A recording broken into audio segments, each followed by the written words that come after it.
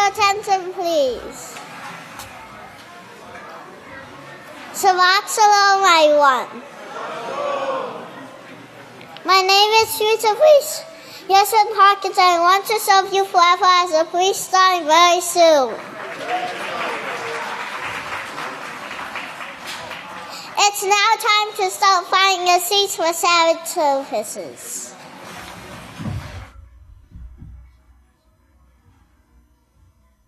Shalom, everyone. My name is Future Priest Keeper Hawkins, and I'd like to serve you forever as a priest starting very soon.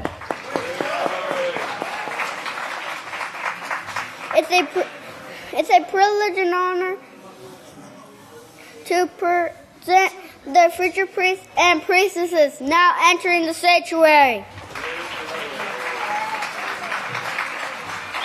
It's my great honor and privilege to present to you our first speaker, future priest Buffalo Bill.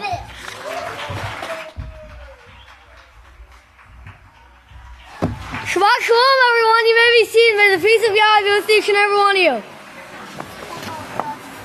Today my title is Remaining Healthy in the Sin-Sick World.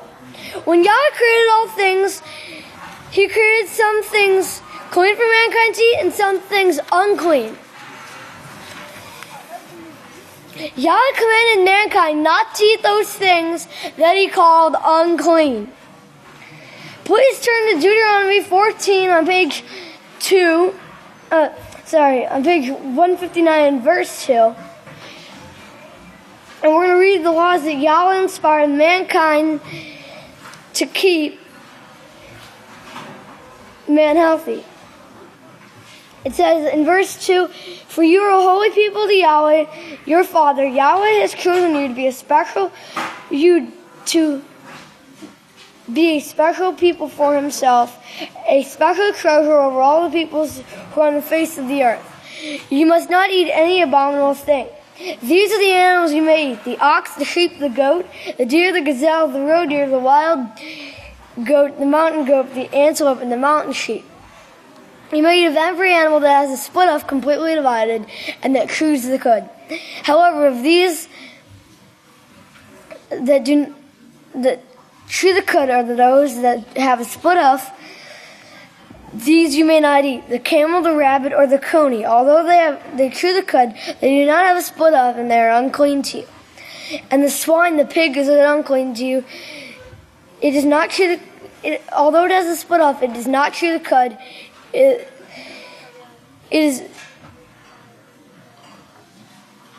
You must not eat their meat, nor touch their carcasses." The rest of Deuteronomy 14 tells us how to identify the other creatures that are clean for mankind to eat. Now you may be asking, what makes some animals clean to eat and some animals unclean to eat? Well, the answer is simple. Yahweh made a difference in the digestive system of the clean and unclean. All clean beasts have more than one stomach. The digestive system of all the clean creatures is designed by Yahweh to filter out anything that may be harmful to mankind. The remaining beasts, fish, and fowl, and creeping things were never meant to be eaten by mankind.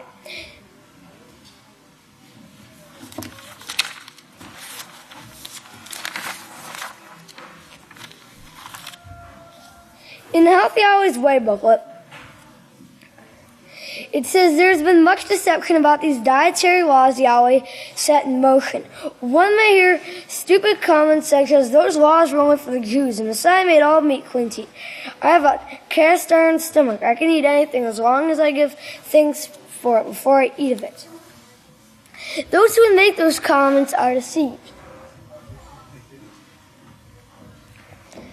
So how did the whole world become deceived about such loving, health-giving, common-sense law like we just read? Well, the answer again is simple: through teaching. From the very beginning, Satan and her teachers have spoken against Yahweh's law. Their motto is, "As Yahweh indeed said," Yeshua spoke of these lying teachers in Yochanan 8:44. As a result of Satan and other teachings, the world is following after the Catholic priests who eat swine's flesh and celebrate days like Halloween, as Isaiah 65 verse 4 and Isaiah 66:17 shows us. Now remember, in Matthew 24:37, Yeshua told us that the last days would be as the days of Noah. Well, it turns out in the days of Noah, Yahweh commanded him concerning the clean and the unclean. In Genesis 7, Yahweh told Noah to take 7 male and female clean animals and 2 male and female unclean animals. Let's read verse 1 on page 5. It says, Now Yahweh said to Noah, Come into the ark, you and all your household, for I have seen you as a righteous generation. No, I've seen you righteous before me in this generation. Shall take 7 pairs of every clean animal, male and female, and 2 of every unclean, a male and his female. But just like the days of Noah, there is only one righteous teacher who teaches us the difference between clean and unclean, as Yahweh commanded in Leviticus 11:47. Notice the words of our beloved teacher, Yisrayl Hawkins, in the 12th book of Yisrayl, part 2, chapter 19, verses 39 through 40. It says, The worship of the dead on Halloween, following the priests who eat swine's flesh, is pretty plain. How could they read their Bible and say, Well, I'm not going to follow those priests who eat swine's flesh? You know they are. The whole Christian thing is following the priests who eat swine's flesh. Swine's flesh weakens the mind. You can do work, as the toxicologist report. You can do work, but you can't think clearly. Now that's what it does to your mind. There are articles galore on this right now because I heard the House of Yahweh saying that swine is unhealthy and it weakens the body. It causes confusion. These are the things they teach. Well, praise Yahweh for our beloved pastor who has taught us how to remain healthy in the sin-sick world. He has diligently taught us the difference between clean and unclean, holy and profane, and about the supplements, and about cleansing ourselves from filth of the world. In conclusion, I'd like to say, come out and stay out of the world of sin. Touching out the unclean and stay out and sin never again, so that we can be sons and daughters of Yahweh. And with that, I'll turn it over to future priest and Abelin for closing prayer.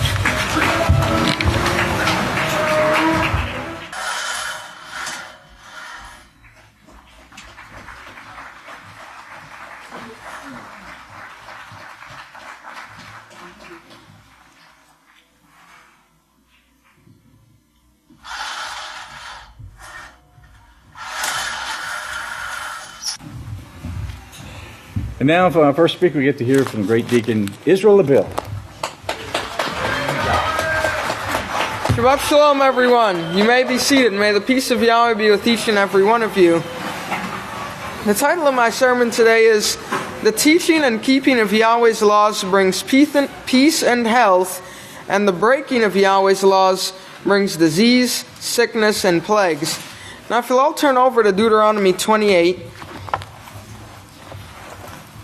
and let's start off with verse 15. And it says, However, if you do not obey Yahweh your Father, and do not carefully follow all his laws and his statutes, which I command you this day, and all these curses will come upon you, and accompany you.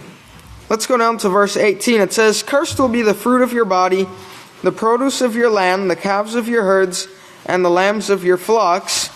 Let's go over to verse 21. And it says, Yahweh will he will allow these things, these plagues, to cling to you until you are destroyed from the land that you are entering to possess. And let's go down to verse 66. And it says, Your life will hang like a weak thread in front of you, and you shall fear day and night, that every moment may be your last. And we can basically see all these things taking place in the world today. Their children are cursed, the diseases and plagues and the fear that people have for their life. All these things are brought about from the breaking of Yahweh's laws. In the 2014 Prophetic Word magazine, Drought, It's Getting Attention, What's the Real Cause? On page 19, it talks about just a few of the curses, diseases, and viruses that are out in the world. Page 19, it says, mysterious new interspecies disease hits dog kennels. Startling reports of a new deadly virus infecting dogs have arisen in the media in the past month. It's said to be highly contagious for dogs and can kill them in just a few days. No one even knows entirely what it is yet. The next article here, it says, a new virus is attacking North America's wild turkey populations. Then on to page 20, it says, NBC News. Grizzly disease decimating starfish populations from Orange County to Alaska. Scientists alarms as they began eating each other, then melting away. Similar problem on East Coast observed since 2011, now spreading at scary rate. And Pastor goes on to say here, under the heading Yahweh's Prophets, he says, Yahweh's prophets who successfully foretold all of these events for this generation only should be given credit. As for the cause, it is shown to be the breaking of the regulatory laws that govern the actions of mankind. When these laws are broken by mankind, the result is the springing forth of destructive microorganisms that are as deadly and disruptive as a nuclear bomb. These destructive microorganisms today are called everything from sickness and disease to unnatural weather patterns. And then on the next page it says the root cause is described as sin. So the root cause of all these things is described as sin. And in the July 2013 prophetic word, on page 9, it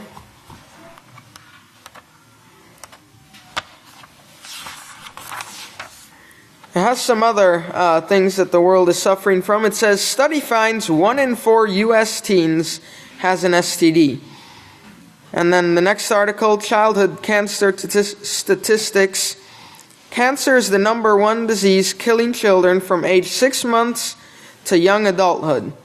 Each year, more than 160,000 children are diagnosed with cancer worldwide, and about 90,000 of these children succumb to the disease. March of Dimes Global Report on Birth Defects. It says birth defects affect 23 million babies worldwide. 4 million die. It says at least 3.3 million children less than 5 years of age annually die annually because of serious birth defects, and the majority of those who survive may be mentally and physically disabled for life. And get that, as young as 5 years of age, and also it said earlier, 6 months. And then on the next page, page 10, it says, the great prophet Isaiah shows in no uncertain terms the cause of today's curses. But notice first, Deuteronomy 28, verses 15 through 18. And we read that, and he goes on to say, the fruit of your body is your children. Then on the next page it says the cause. So what did you do to cause the curses that we see in this generation? Isaiah 24, 1 through 6. It says, verse 1, before Yahweh's very eyes, the earth is made empty and it is made waste. The face of it is perverted, and its inhabitants scattered abroad. And it will be as with the people, so with the priest, as with the servant, so with his owner, as with the maid, so with her mistress, as with the buyer, so with the seller, as with the lender, so with the borrower, as with him who takes usury, so with him who gives usury to him. And verse 4, it says, the earth mourns and fades away, the world mourns and fades away, and the haughty people of the earth languish. The earth also is defiled under the inhabitants of it, because they have transgressed the laws, changed the ordinance, and broken the everlasting covenant. So all these things come about from the breaking of Yahweh's laws. In the July 2013 newsletter, on page 2, here's some more things that come about due to the breaking of Yahweh's laws. More U.S. babies die on their first day than in 68 other countries, report shows. Iraqi birth defects worse than Hiroshima. New report says 1 out of 5 children has a mental disorder. These are just headlines. The nearly unstoppable superbugs. The next contagion closer than you think. Hospital superbugs kill 48,000 patients a year. Superbugs are a costly war we can't win. And the last one here, an incurable disease threatens to destroy the nation's orange industry. So all these things are due to the breaking of Yahweh's laws. And also in the November 2013 newsletter on page 8, Pastor says here, under the heading of prophecy, he says, the same wisdom that foretold the details of the nuclear bomb being invented and tells us the generation in which it will be used shows us also the cause of sickness, disease, confusion, hatred, and war. Look at the morals across America today, or rather the lack of morals. Compare the sickness in every family. Compare the sickness in every family. Your children are born with hidden death. These STDs are known to cause a variety of cancers. STDs are the main cause for hundreds of millions of organ diseases throughout the whole body, from the head and the toes, in women, men, and children, even newborn children. STDs are the main cause of birth defects in children. Thousands of children die at birth. What is the difference in shooting someone with a bullet and shooting them with AIDS? They both bring crippling and death. When someone is shot from a drone, is that less of a murder than shooting him with a pistol or rifle or an STD? So get that there. And all these things that I just read about, the STDs, cancers, and these things are brought about by one thing, and that is the breaking of Yahweh's laws. STDs, sickness, and disease of all kinds, confusion, hatred, school shootings, assaults, rape, violence, fighting, war, and global warming are all caused by, now get this, the same thing. So all these problems could be solved by the same principles. And Yisrayl Hawkins has been reminding the world and us that this is the reason that these plagues are coming.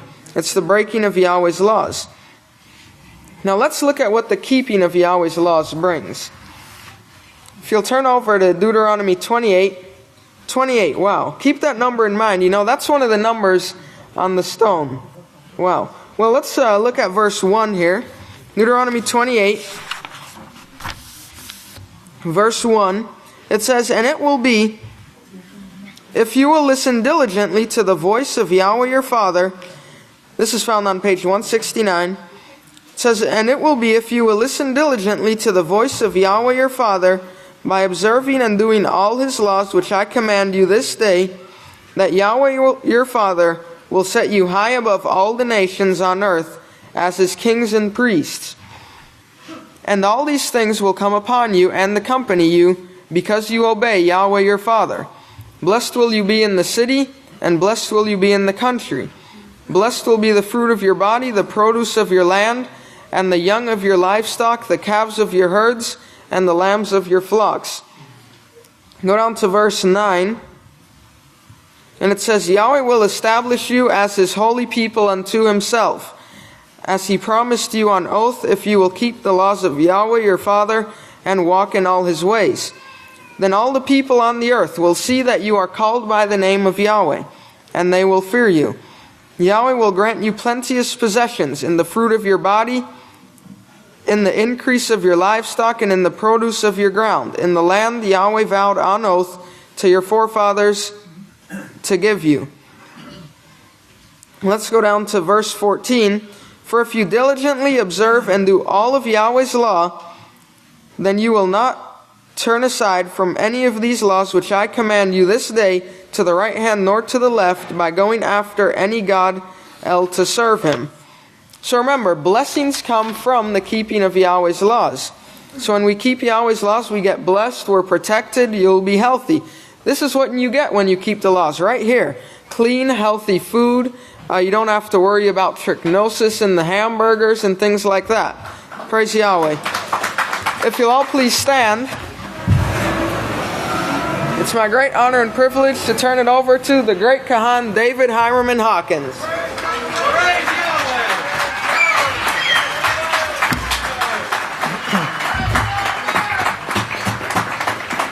The peace and blessings of our Heavenly Father Yahweh be with each and every one of you. It's an honor to address the called out ones of Yahweh this morning. You may be seated.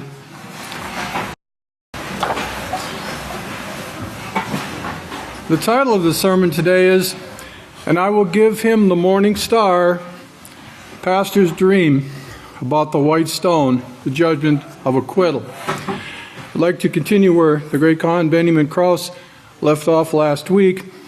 And I'd like to begin, first of all, Yahweh gave us his last day's witness, the great Khan Yisrayl Hawkins. He gave him a dream, and in the dream the witness saw a white stone with 3 numbers.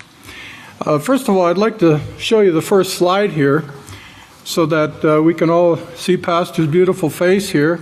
Now this is Yahweh's last day's witness, the great Khan Yisrayl Hawkins, and his brother up in the right hand corner there, the witness Jacob. And this is from the Prophetic Word magazine in 2011. This was actually the second Roman month of 2011 this magazine came out. And that was actually the year that we began seeing the signs in the clouds and in the heavens. And the witness, Yisrayl Hawkins, had a dream. But before we get to that, I'd like you to turn to Revelations chapter 1 and look at verse 5. You know, this sermon is about Pastor's dream and the numbers he saw on the white stone. The dream is about our high priest Yeshua, the first of the sons of man, perfected by obedience to Yahweh's laws. Pastor's dream is about the sons of man who will overcome sin and become a kingdom of priests. In Revelation verse 1, or chapter 1, if you look at verse 5, "And from Yeshua Messiah, the faithful witness, and the firstborn from the dead, and the ruler of the future kings of the earth, to him who loved us and freed us from our sins by his own blood, and has made us a kingdom of priests," this is the prophecy here, "to Yahweh our Father, to whom belongs the glory and power forever and ever. Hallelujah, Yahweh." Also like you to turn to Exodus chapter 19 and look at verse 5. Yahweh told his servant Moshe what to say to the children of Israel regarding obeying Yahweh's laws. Yahweh revealed to Moshe the end result of obeying the voice of Yahweh. Exodus chapter 19 and verse 5, "Now therefore, if you will truly obey my voice by keeping my covenant, then you shall be a special treasure to me above all people, for all the earth is mine. And you shall be a kingdom of priests and a holy nation. These are the laws that you shall speak to the children of Israel." And Yahweh gave Israel and the children of Israel, and he's given us in these last days through the witness Yisrayl Hawkins, his 613 laws of peace. I'd like to go to the reference now in the 10th book of Israel, where Pastor talked about the white stone for the first time. So if we could have the next slide, please. Okay, this is, if you can see that, this is from the 10th book of Israel, part 2, page 133, verse 35. And I'd like to read it, and if you could follow along. But you're given the authority, and that's one of the keys in what the information I'd like to bring forth today. You're given the authority or the badge showing, or the white stone as it would, the acquittal showing you're innocent. So the white stone, the acquittal showing you're innocent, you can be trusted with people's possessions. You're given the authority, and there's that word authority again. I want you to keep that in your mind throughout this information, throughout this sermon. You're given the authority by Yahweh to become a teacher of some kind or a guider of some kind, as Yeshua was given 12 disciples to teach the laws. And he lost but one, he said, and that was the son that was prophesied to be lost. The one that was prophesied to be lost is the one he lost. The others had jobs. There's the word jobs, work, building up the house of Yahweh. They had to do, and that one had to be replaced in order to do that job in bringing forth the second part of the book of Yahweh for us today. And all of that was prophesied. Prophecies about each one of these and what they would do. Okay, now there was a second reference in the book of Israel to pastor's dream, and it's in the 12th book of Israel. The overseer Yisrayl Hawkins gives the account of the dream that Yahweh gave him regarding the white stone. So if we could have the next slide, please. If you follow along, it says the white stone, 12th book of Israel, verse 59. The next day was the 28th. And what day do we have today? We have 2/28. The second Roman month, the 28th day. The next day was the 28th. Now that wouldn't mean anything to me at all, but if you remember, I saw a white stone. And I told everyone about this. I would that I had the date of when I told everyone, but I hope you remember it. And the white stone had 3 numbers. And one of them was 28. One of these was 28. So it was, and here are the numbers, 17, 28, and 74. I think I was 74 at the time when the stone was shown to me, and it came into my mind, or was placed in my mind, this is your lot. Okay? So the first number that Pastor saw on the stone was 17. Revelation 2 verse 17, and Great Khan Benjamin brought this out last week. Revelation 2:17 is the scripture where Yeshua himself is telling the called out ones about the white stone and the promises that accompany the receipt of the white stone. So if we could have slide number 4. This is Revelation 2 verse 17, and 17 is the first number that we're going to study here today.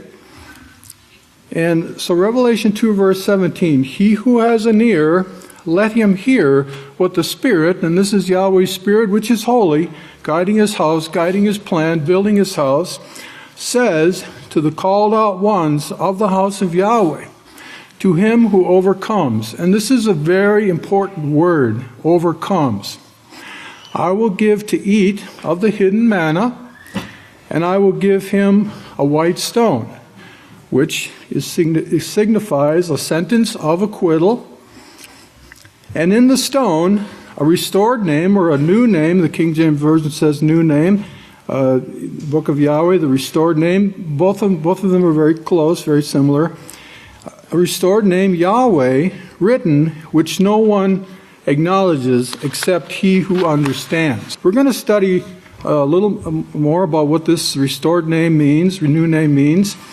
And so, first of all, the word spirit is we can turn to Yachanah 6 verse 63.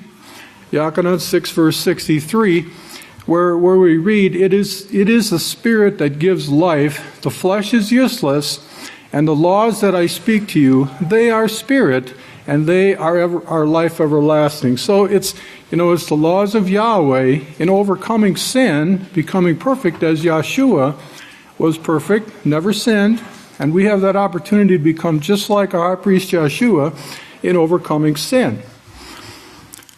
There is a footnote in the book of Yahweh regarding Revelations 2 verse 17. So if we can see the next slide, I'd like to show you that the footnote 2 from verse 217. It's footnote 2a,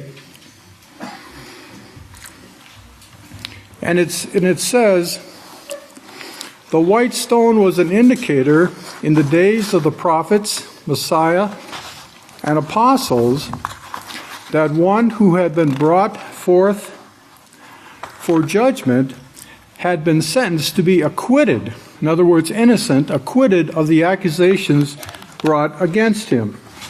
In like fashion, the white stone represents Yahweh giving the sentence of acquittal to all those who overcome sin. And this is a reference from Thayer's Greek lexicon, page 676.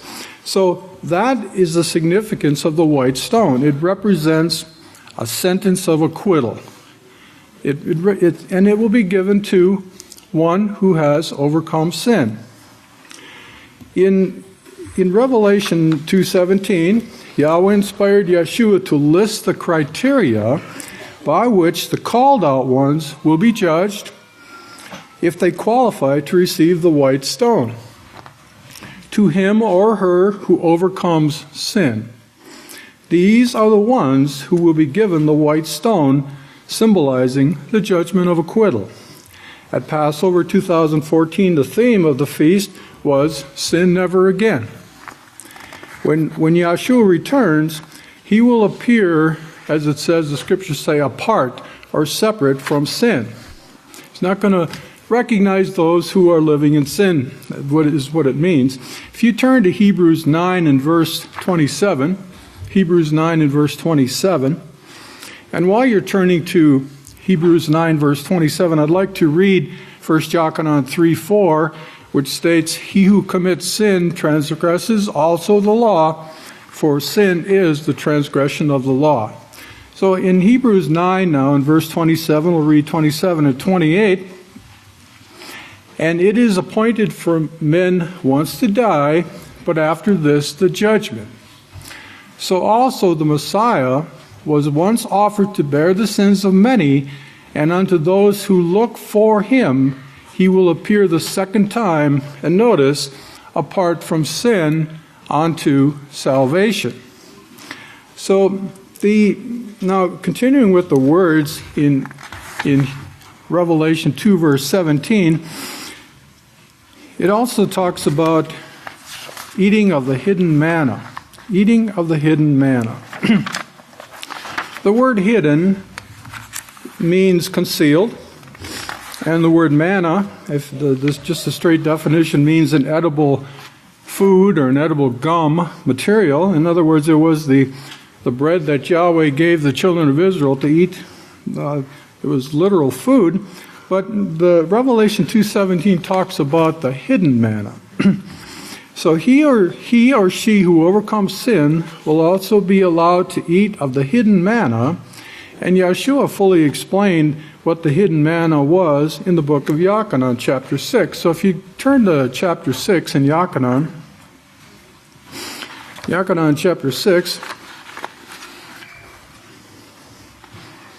Yochanan chapter 6, I'd like to begin reading in verse 31. It says, "Our fathers ate manna in the desert. As it is written, he gave them bread from heaven to eat." Then Yeshua said to I believe he was talking to the Pharisees here. He said, "Then Yeshua said to them, Truly, truly, I say to you, Moshe did not give you the bread from heaven, for my Father gives you the true bread from heaven." So he's talking here, he's beginning to talk here about the hidden manna. Verse 33, "For the bread of Yahweh is he was speaking of himself, who came down out of Yahweh," in other words, according to his plan. He was born a son of man, just like we.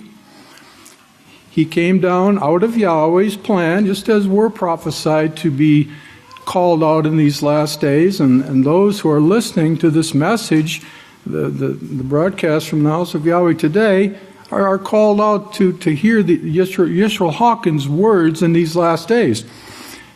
He who came down out of Yahweh and gives life to the world. So the word he is referring to Yeshua. Yeshua is the hidden manna.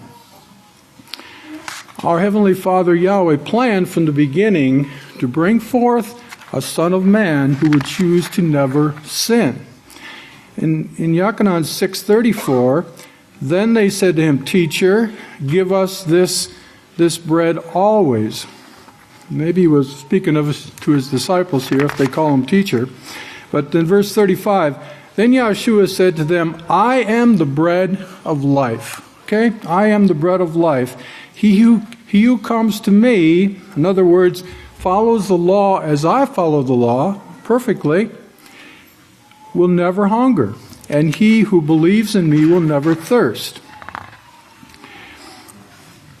Verse 38, for by no means have I come from outside Yahweh's authority, and there's that word authority, and we're studying about the word authority. For by no means have I come from outside Yahweh's authority to do my own will, but rather to do the will of the one who sent me.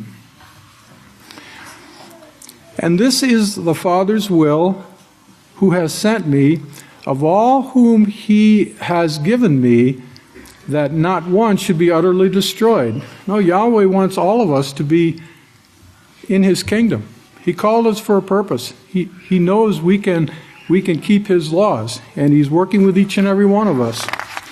But that all should stand in judgment, and there is a judgment at the last day. For this is the will of him who sent me, that everyone who continues looking upon the Son and believes in him, in other words, follows his example, will have everlasting life, and I will raise him up at the last day, which means the white stone, the sentence of acquittal. No man can come to me unless the Father who has sent me draws him, and I will establish him as a priest. We talked about Yahweh's prophecies about establishing a priesthood. So Yahshua says, I will establish him as a priest at the last day. So just a couple more verses here. In verse 47, truly, truly, Yahshua said, I say to you, he who believes and has everlasting life, he who believes has everlasting life. I am the bread of life. There's that hidden manna. Your fathers ate manna in the wilderness, but are now dead. This is the bread coming out from Yahweh, in order that man might eat of it, and might not die. Verse 51, I am the living bread out of Yahweh, who came down. If any man eats of this bread, he will live forever. And that bread, and the bread that I will give is my flesh, which I will give for the life of the world. And Yeshua made the atonement. He qualified to be the perfect sacrifice. He made the atonement that our sins can be forgiven and we may have life, eternal life. Because of this, the Yadaim quarreled among themselves. I'm going to skip on down to verse 57 and 58 to conclude this chapter here. Just as, verse 57, just as the living Father has sent me, and I live because of the Father, so he who eats me will live because of me. Verse 58, this is the bread, this is the hidden manna that came out of Yahweh, that came down not like your fathers who ate manna but died. He who eats of this bread will live forever. So, that is an important part of this Revelation 2:17. He who eats of the hidden manna. I'd like to go on to the next slide now. I have a question. Who has the authority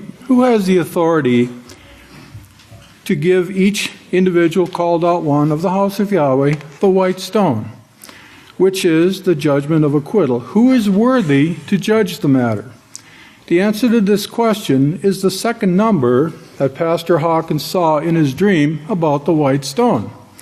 If you turn to Revelation 2, verse 28, and this is the verse here, and I will give him the morning star. And I will give him the morning star. Who is the morning star? Who is the morning star? Yeshua himself answered this question. If you turn to Revelation 22, verse 16. Revelation 22, verse 16. I, Yeshua speaking here, he said, have sent my Malach. And in each of the 7 eras of the house of Yahweh, there was a Malach over the house of Yahweh. On this last era, Yahweh's Malach, Yisrayl Abel Hawkins. So I, Yeshua, have sent my Malach, Yisrayl Abel Hawkins, to testify to you these things in the congregations of the house of Yahweh. And Yeshua continues here. He says, I am the root and the offspring of David and the bright and morning star. Yeshua is the bright and morning star. The second number today is the 28th of February of the Roman month, the second Roman month. And it is the second number, 28, on the stone.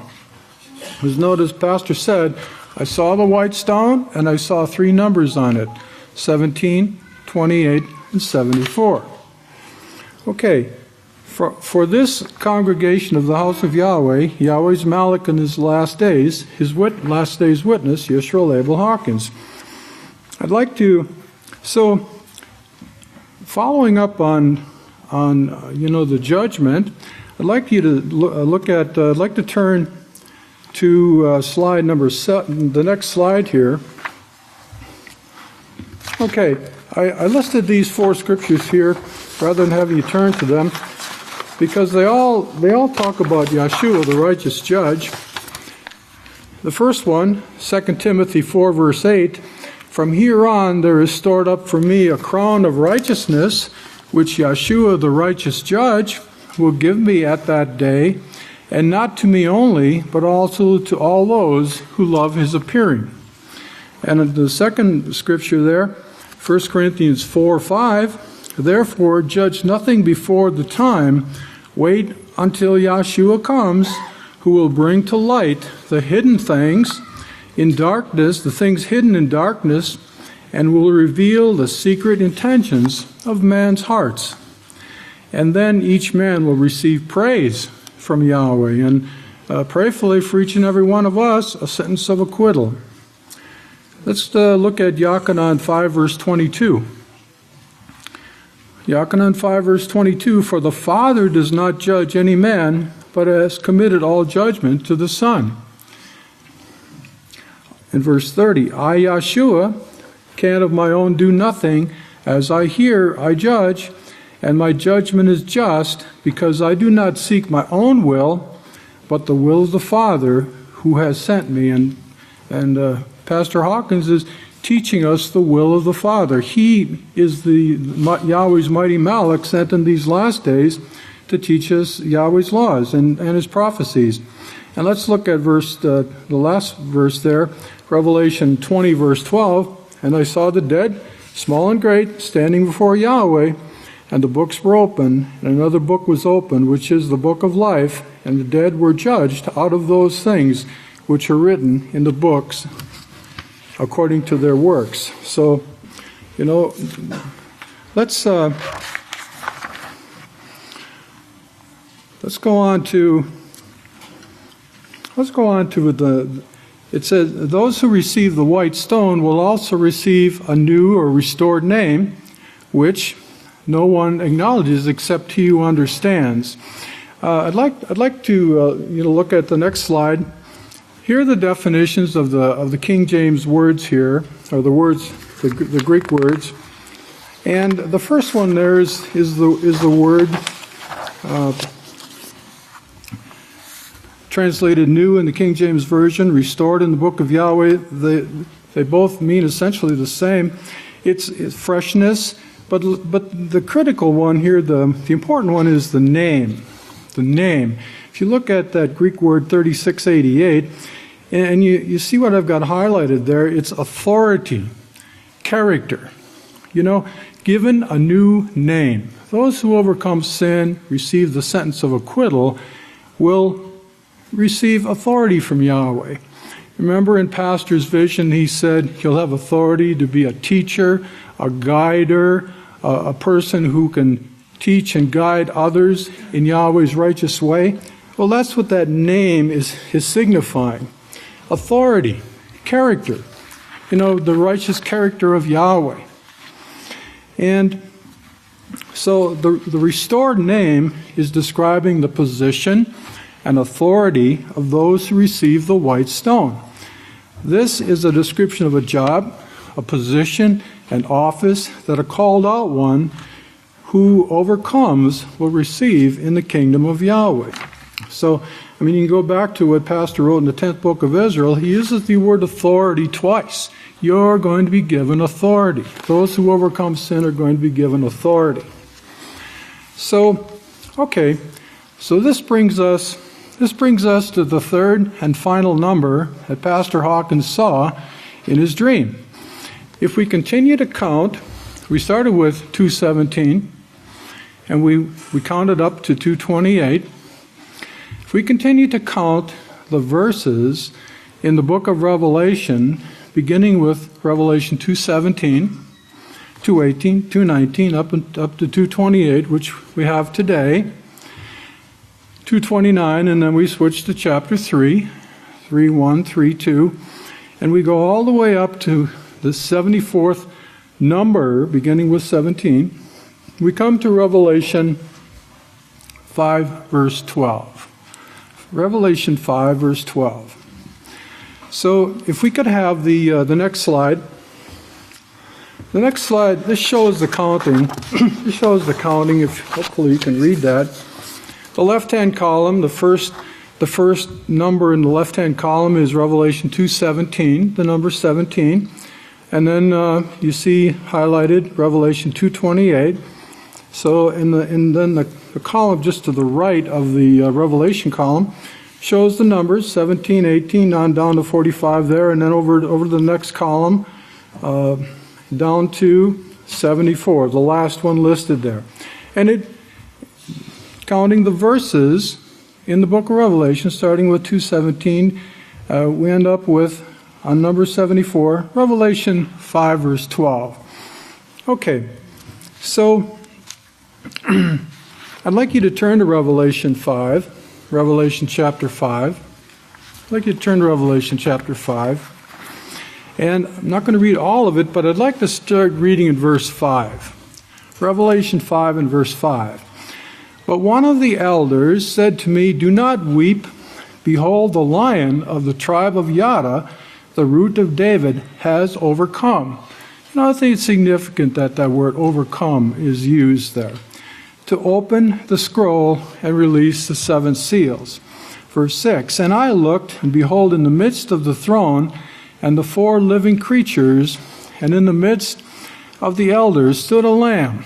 Now this is our high priest Yeshua, the morning star, the high priest over the house of Yahweh, the Son of Man, as though it had been slain, having, notice, this is an indication of his authority, complete power, complete knowledge and understanding, which would signify and represent the complete plan of Yahweh sent forth into all the earth.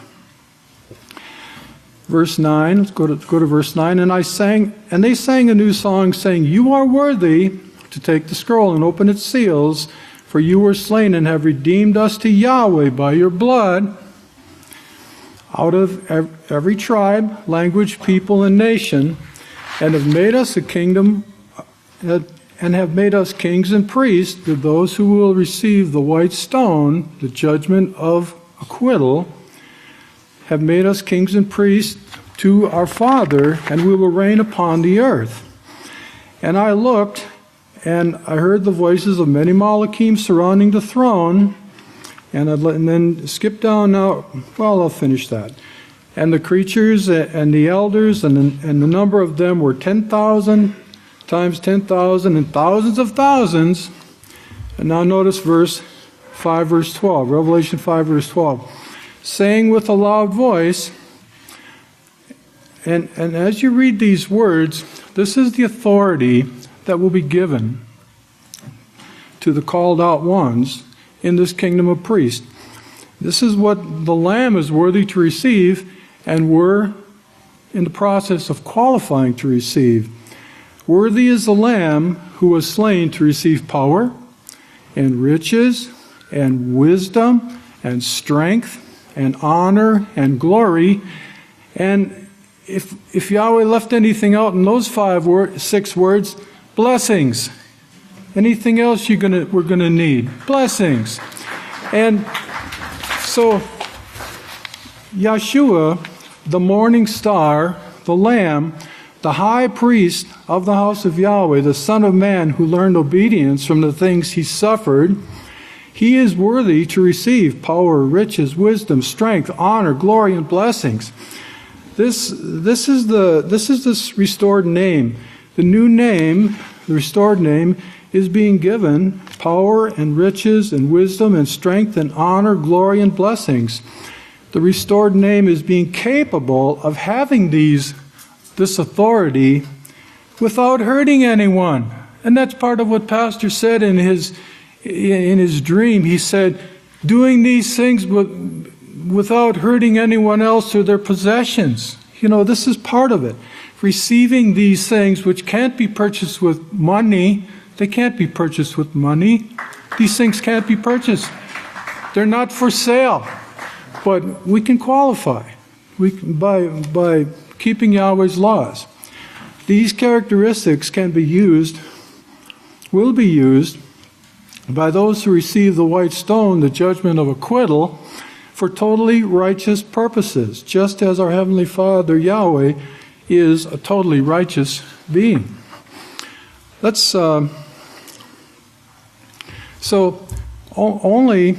Only the called out ones who receive the white stone will understand what it means to have these character traits and this authority to rule righteously. This is the new name that is written, which no one acknowledges except he who understands. Those who receive the white stone will understand. The Gentiles will not understand. There's a prophecy regarding that. If you turn to Isaiah 62 and verse 1, Isaiah 62 verse 1, it says, "For Zion's sake I will not hold my peace, and for Jerusalem's sake I will not rest, until her righteousness goes forth as brightness and her salvation like the burning lamp." That's the completion of Yahweh's plan, and we're part of that completion, and it's almost complete.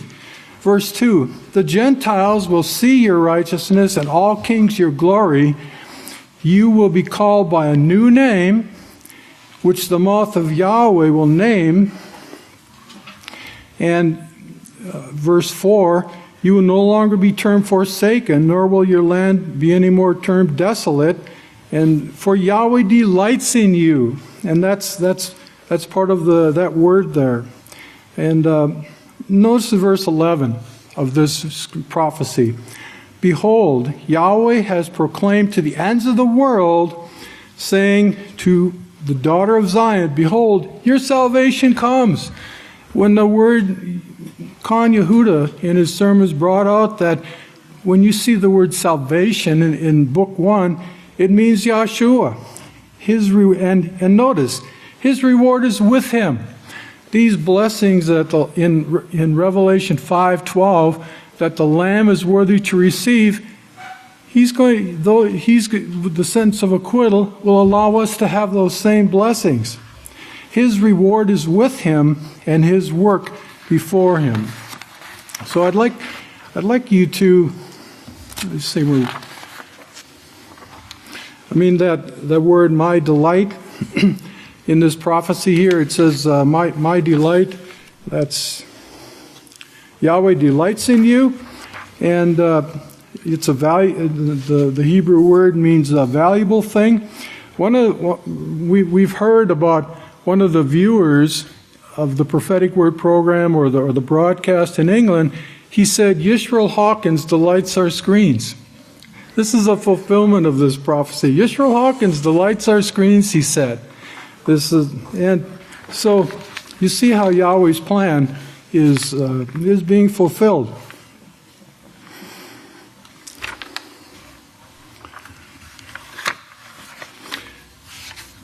In Genesis 1 verse 28, I'll just read it. You're all familiar with it, but I'd like to read it. "Then Yahweh said, I will make man in my image, according to my likeness.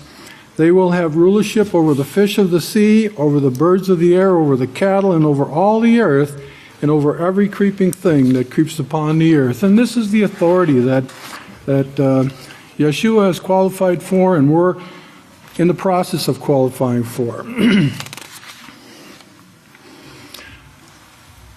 I'd like to The white stone, if we go back to what he wrote, he said, this was from the 12th book of Israel, he said the next day was 28. Now that wouldn't mean anything to me at all, but if you remember, I saw the white stone, and I told everybody about this, and I had a date of which I told everyone, but I hope you remember it. And the white stone had 3 numbers, and that's the 3 numbers we're studying here this morning. And one of them was 28, and one was 28, and it was 17, 28, and 74.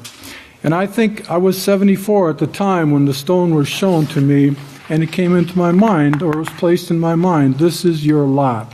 So now, if you would show the next slide, these are the numbers, just the Hebrew definitions of these numbers. The first one is 17, Hebrew word 17, and it means in a sense of desiring. You know, we're all desiring to be part of Yahweh's kingdom. We're all desiring to overcome sin, in the sense of desiring or wanting to become part of Yahweh's great kingdom. Look at the Hebrew word 28. The Father of knowledge. Yahweh, the Father of knowledge. Yeshua, the Father of knowledge in his age. Yisrayl Hawkins, the Father of knowledge in this time period. And if you look at verse 7, the number 74, the Father of light. And we know that light is Yahweh's laws. So Yahweh, the Father of light, Yeshua, the Father of light in the first era of the House of Yahweh, and Yisrayl Hawkins, the Father of light in this time period, bringing forth the laws of Yahweh to the nations.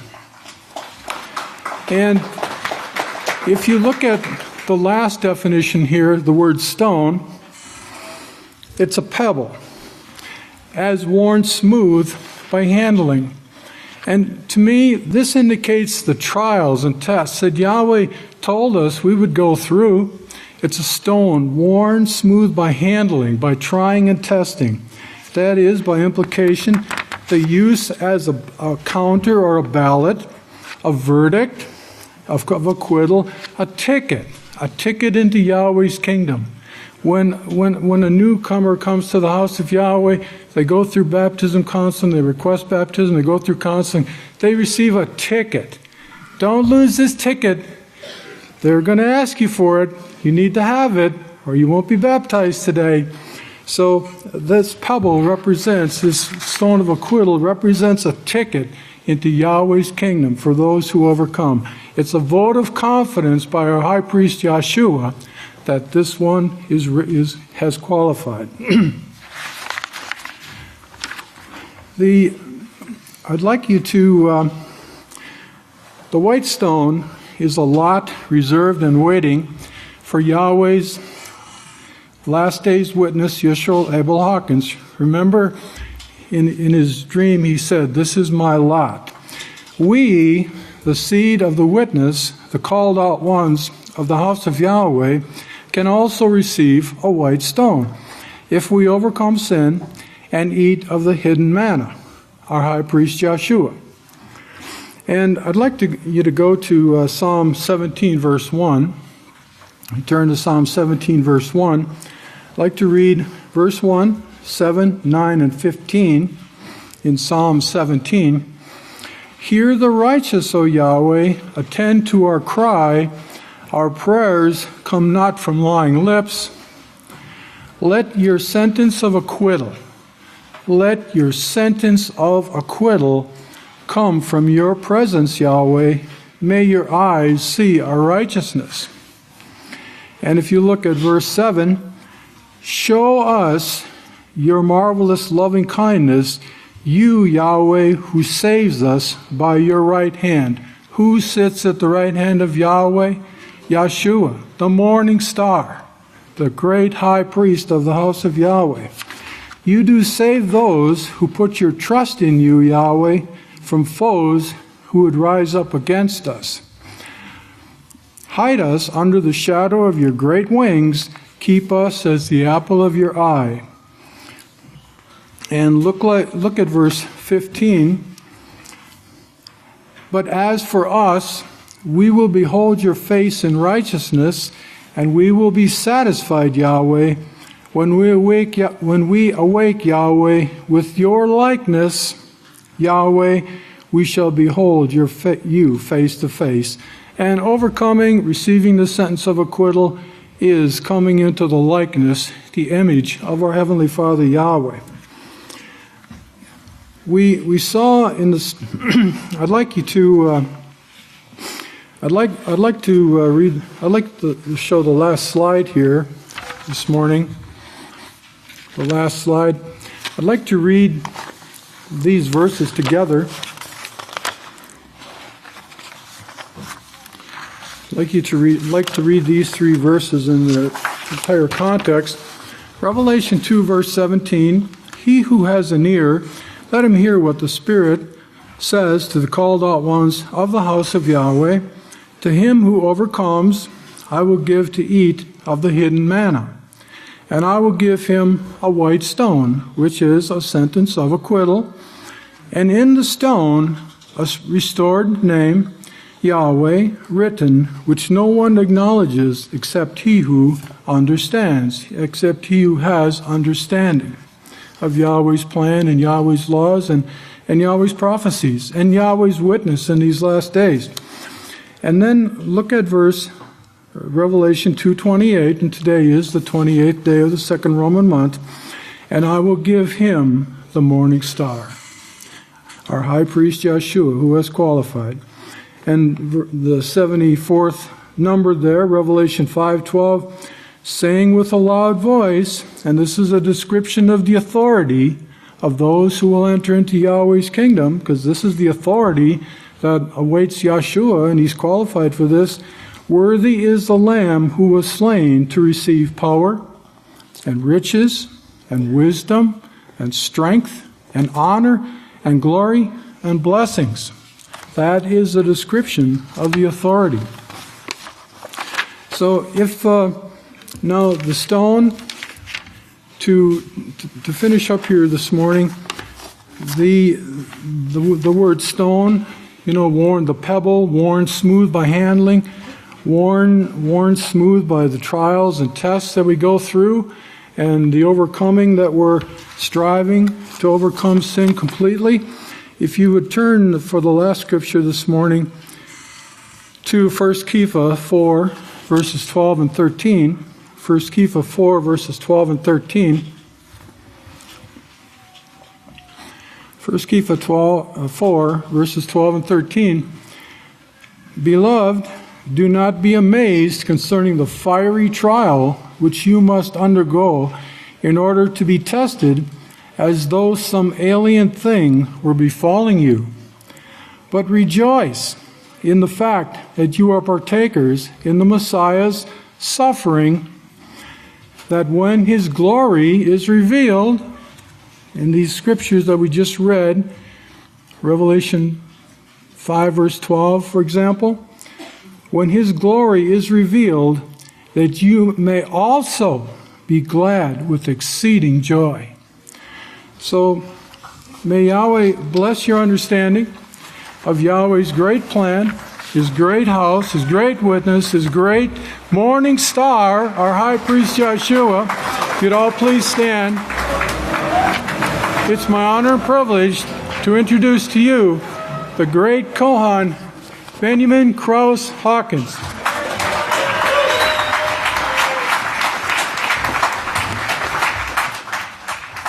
Shabbat Shalom, great saints of Yahweh. May the peace of Yahweh be with each and every one of you. You may be seated. I'll say it again. I hope you're not disappointed. I am Yisrayl Hawkins. So get over it. No, Pastor really wanted you to get this information this morning, and I'm thinking that you're over the last few weeks, it's been quite a ride. Yahweh's really just been pouring on the inspiration in this time period, and the last few weeks it might have been the potatoes, but this is going to be the meat and the gravy all in one dish. I promise you. Now, let me ask you a question. Do you all have your pencils and paper? Great, because you're going to need them again. But I'm going to try and I'm going to try to slow down a little bit for you, and we're going to try and take a little more time with the slides and leave them up a little longer so you can study them. You really need to. Now, continuing to build on what the foundations we've already laid and what the great Kohan David Heimerman Hawkins just spoke on, I want to back up a little bit on this number 17 and just kind of do a review. Remember last week, the kind of the catalyst for this thing was the plume on Mars. Okay, and we showed you the picture. And that was seen on 2:17. And I went over the number 17 and the meanings of 17. Remember, 7 is the number of perfection. 10 is the number of ordinal perfection. So perfection and ordinal perfection is 17. And then victory and conquer and overcoming. Now, just to kind of give you another example, if you'd all turn to Exodus chapter... Actually, before I go there, go to Revelation 10, verse 7. Revelation 10, verse 7, which adds up to what? 17, okay? Let's kind of set the stage for today. Now I have my glasses, but I can't read through all my notes in Revelation 10, but I'll give it a try. Here it is. All right, Revelation 10, verse 7, found on page 977, says, "But in the days of the voice of the seventh Moloch, when he will begin to sound, the great secret of Yahweh would be finished, as he declared to his servants the prophets." Today is 2/28, right? Okay, well, let's not leave Daniel out of this. Daniel was also, if you can't understand Revelation without Daniel and vice versa. So let's go over to Daniel chapter 2. Remember, the great secrets are only revealed here at Yahweh's house in these last days, only to the called out ones. Remember what Yahshua said. It's not for those outside, it's for those here. That was in Matthew 13, talking about the parables. Daniel chapter 2. First, let's look at verse 22, where he says, this is when he was talking about the king's dream. He says, "You reveal the deep and secret things. You know what is in the darkness, and the light dwells with you." Speaking of Yahweh. I looked up 2:22. I'm not going to show you. You can look for yourself. But 2:22 is actually 2:17. It's the same word, and it means revelation and truth. Now, jump down to verse 28. Since today's 2:28, and we're talking about 28. "But there is a Father in heaven who reveals secrets and makes known to the king Nebuchadnezzar what will be in the latter days. Your dream and the visions in your mind as you lay on your bed are these." Now, these scriptures are talking about the revealing of secrets, which we're about to do right now. The great Kohan David just gave you some of it, and I'm going to show you and prove to you every word he spoke was true. Now, let's go to Exodus chapter 20, talking about this number 17 and ordinal perfection. I'm going to give you another example of that. Exodus 20. Should all know where that is. That's where the 10 Commandments are found. Okay? And if you'll notice, verse 1, actually the 10 Commandments are verse 1 through 17. Okay? And Yahweh starts speaking in verse 2. He says, "I am Yahweh, your heavenly Father, who brought you out of the land of Egypt, out of the house of bondage." Interesting that he starts speaking in verse 2. And then he ends in verse 17. "You shall not covet, lust after your brother's house. You shall not covet your brother's wife, his manservant, maidservant, ox, donkey, or anything that belongs to your brother." So there you even have a 2:17, right? Also, if you turn over to Acts chapter 17, we spoke on this last week because it's the only place where the word Mars is even mentioned. Remember? Hey, and by the way, the word Mars is mentioned in the Peaceful Solution one time too. Page 165, I believe, of the character unit talks about leadership and the little green men from Mars. Y'all read that, right? Well, that's probably a coincidence too, right? But Acts chapter 17, we read from this last week, and it has 34 verses, which is 17 times 2. All right? But write that on your notes. Now, 228. Okay, so, in fact, the great Kahan David, I got to show you this one too. The great Kahan David just showed you in Yachanan when he was talking about that hidden manna. That's Yachanan 6, verse 51. It's found on page 821. Yahshua reveals, I am the living bread out of Yahweh which came down. If any man eats this bread, he will live forever. And that bread that I will give him is my flesh, which I will give for the life of the world. Well, 51 is 17 times 3. And 2:17 is where he talks about the hidden manna. Okay? Now, oh, by the way, since we're having a great dish today, I brought my mat for my food. My golden mat for this wonderful gourmet dish that Yahweh's fixing to serve us. Okay, hope you brought yours. Well, next time, I hope you'll bring this. You're going to need it. You're going to see the need for it. All right, so now let's go to my first slide, please. Okay, what I didn't mention to you last week is during the month of March of 2012, Yisrayl Hawkins gave a series of sermons.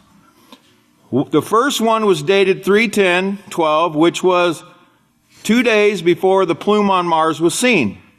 And the name of the sermon was called The Face of Satan is Mammon, Money, Illegal Lust, and Lustful Gain. The Face of Yahweh is Servitude, Bringing Forth the Man. That was dated 3/10/2012. The second sermon in March that he gave on the face of Satan was on 3/24. And then the third sermon in the month of March was the very last day of March, 3/31/12, again speaking of the face of Satan.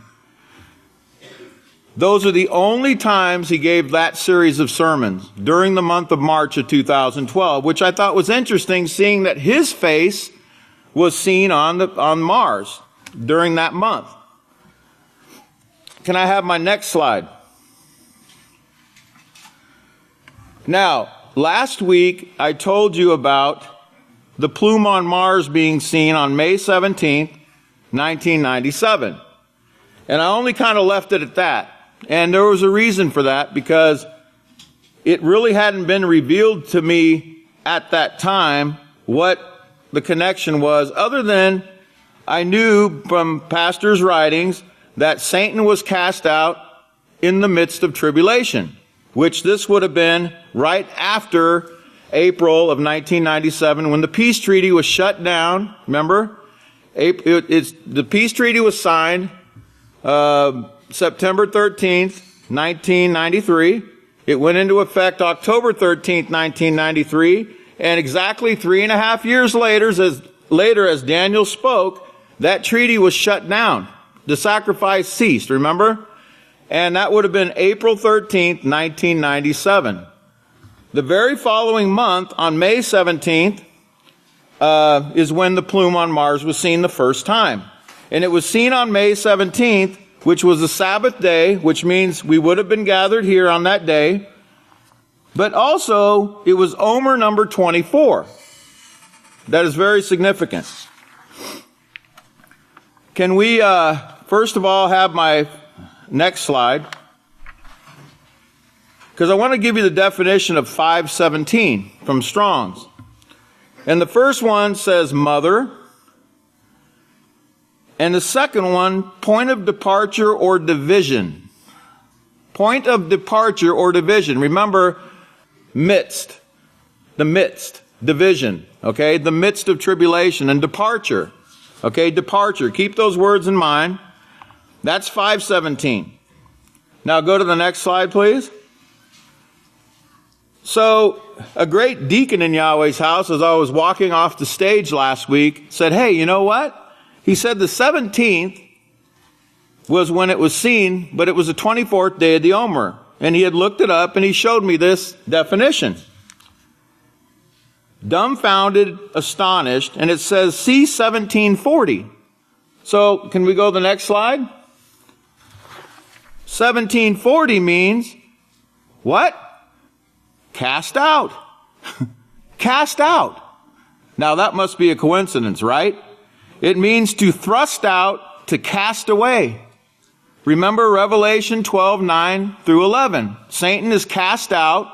Remember, cast down, thrown, to the earth.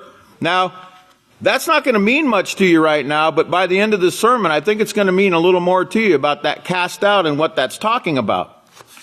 But keep those definitions in your mind as we continue along. And at this time, I want to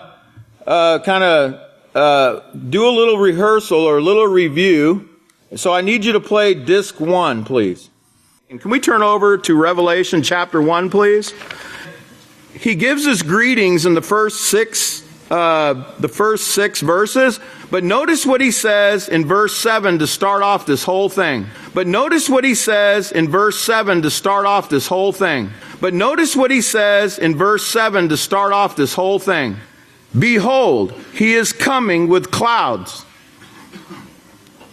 Behold, he is coming with clouds. Well, what does that mean? He's going to float down in a cloud like the Christians talk about? No. He's coming with clouds. We just read what Pastor told us, what that meant, that his coming is going to be over a period of time, and his gathering is going to take place through these clouds that he's sending inspiration to make. Okay, so turn over right now, if you would, to Revelation chapter 1, verse 7. Remember that wave picture is when we started going to the book of Revelation. Pastor, remember the number 96 telling us that, hey, Revelation was written in the year 96 AD. And we did all that work on the number 96. And in that very first sermon, as you just saw, I showed how in Revelation 1 through 6, he gives greetings and things, and the great Kohan David just read verse 5 for us. But verse 7, I find very interesting that it starts in 7, okay, because it's chapter 1, verse 7, which is 17 again. Now, if you'll... first of all, also, I want to say one other thing about the temple. Last week, I made the mention that the temple brochure was published in 1997, and someone came to me afterward and said, well, no, it was actually 1989 or, somewhere in that time when it was first published. But what I was talking about is the information I got was from Pastor, and Pastor went to Israel in 97. And that's when this particular issue of the temple brochure was first printed. The Hebrew version, right here. Okay, and Pastor delivered that to Israel at that time. So I was not wrong about that. Okay, Yahweh's not wrong. Now, some of my math is wrong sometimes, as some of you noticed. One of my slides, I did some math wrong, but hey, my name is not Matithia, okay? And, I've been seeing so many mats this week. I think that between my math and the mats, I probably should have been named Matithia. I don't know. But anyway, but hey, 3 times 2 plus 1 is 7, right? Hey, get over it. Okay, so anyway, I hope you didn't throw out the baby with the bathwater on that one. Okay, my math was wrong on one slide. Okay. I never claimed to be a mathematician. I just know numbers a little bit from the scripture. Okay, so anyway, continuing on. That 5:17, where was I? I think Revelation 1:7, and the interesting part was 1:7 is 17, but in that sermon, can I have the next slide? In that sermon, I showed you this quote. And this was the very first quote that I showed you about pastor's words concerning the coming and the gathering. Now, I want you to notice something. It's from the 14th book, chapter 13, given on 5/17/14. Now, isn't that the same date that the plume was seen? 5/17/1997, which was exactly 17 years to the day. Now, notice this. It's also quoted from verse 51, which is 17 times 3. Okay? Y'all getting these notes? And he's talking about the coming of our King and our gathering together to him. And about that inspiration that's coming. Can I have my next slide? If that didn't dazzle you enough. In this month's Prophetic Word magazine, on page 35, it's talking about Yahweh's great feast of Passover and unleavened bread. And if you'll notice the clock, the hour hand is on the 10, the second hand is on the 7, and the the minute hand is on the 2. 2:17. Hello? Okay, let me move on.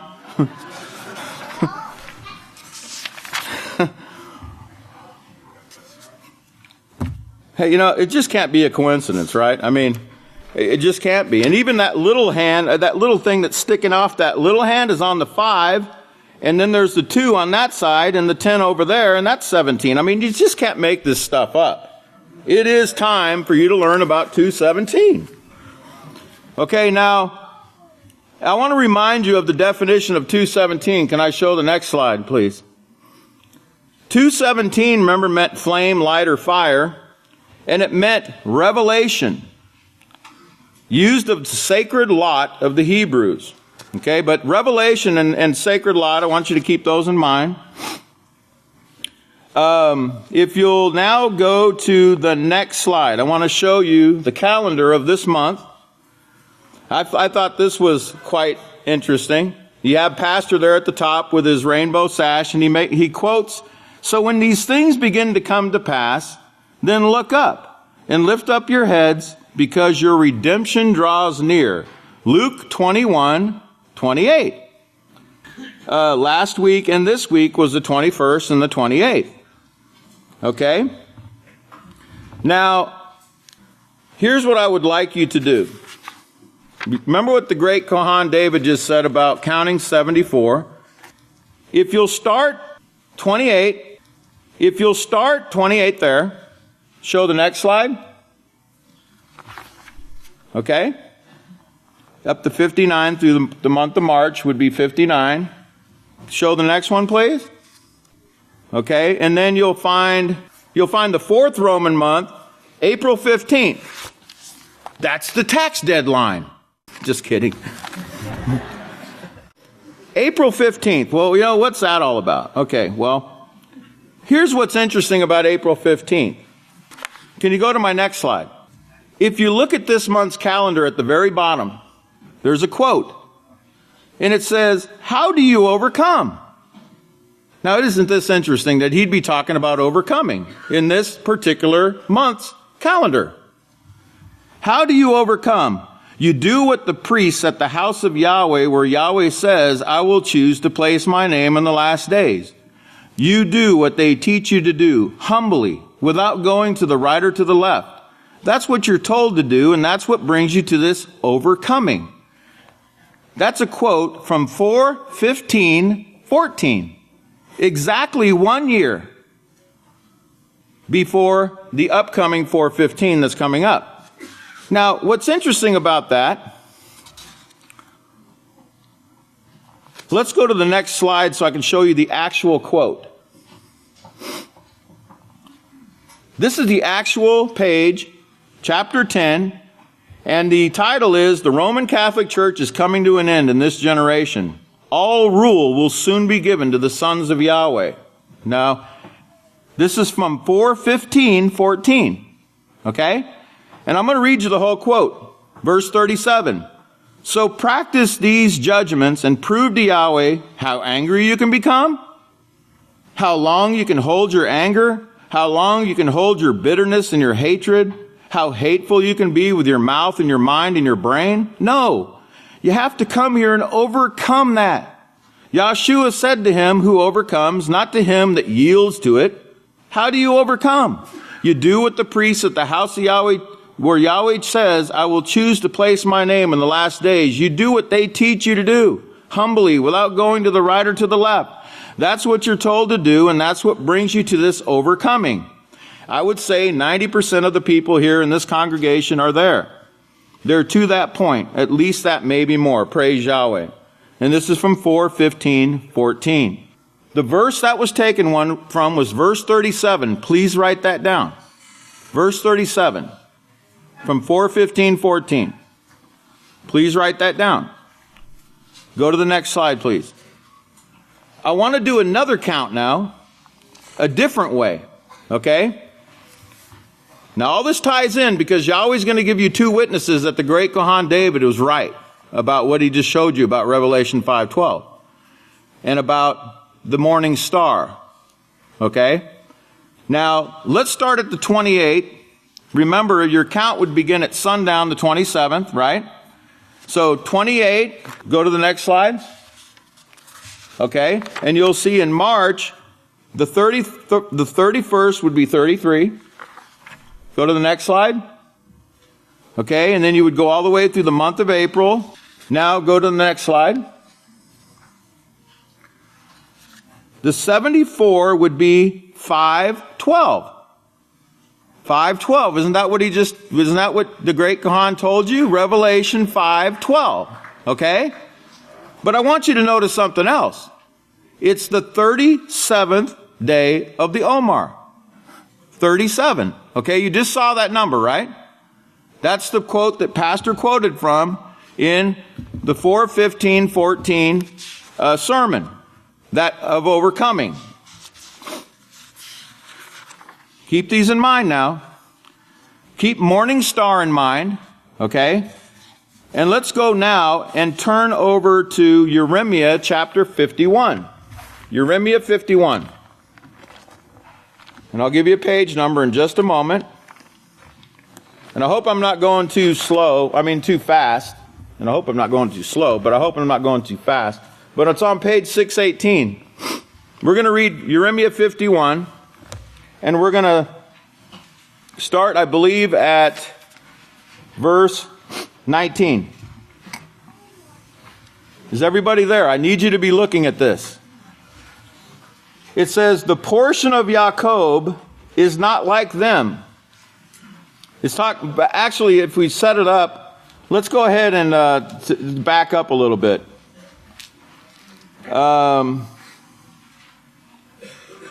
Let's go ahead and read 17 first. Every man is deficient of knowledge. Every metalsmith is ashamed of his gods. His images are a fraud, for there is no breath in them. They are vanity, powerless gods, a work of errors. In the time of their visitation, they will perish. In other words, these gods will be abolished. The portion of Jacob is not like them, for he is the maker of all things. Yahweh of hosts is his name, and Yisrayl is the rod of his inheritance. Now, verse 20. You are my battle axe, my weapon of war. With you I will break nations in pieces. With you I will destroy kingdoms. With you I will break the horse and rider in pieces. With you I will break the chariot and its rider in pieces. With you, Yisrayl, I will break man and woman in pieces. With you I will break old and young in pieces. With you I will break youth and maiden in pieces. With you I will break the shepherd and his flock in pieces. With you I will break the farmer and his yoke of oxen in pieces.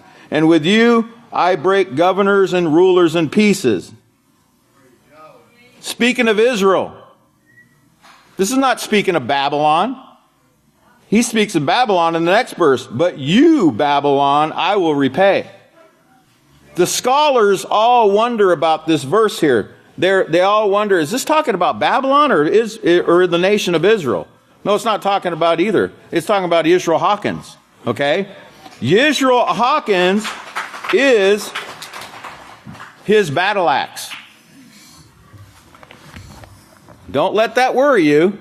It's not a warmonger thing here. I'm going to show you what this is all about. Can I go to the next slide? That word battle axe. It's word number 4661 in Strong's. And it means a smiter, a war club. War club, club, battle axe. And it's from 5310. Now, I want to remind you of something before I show you the next thing.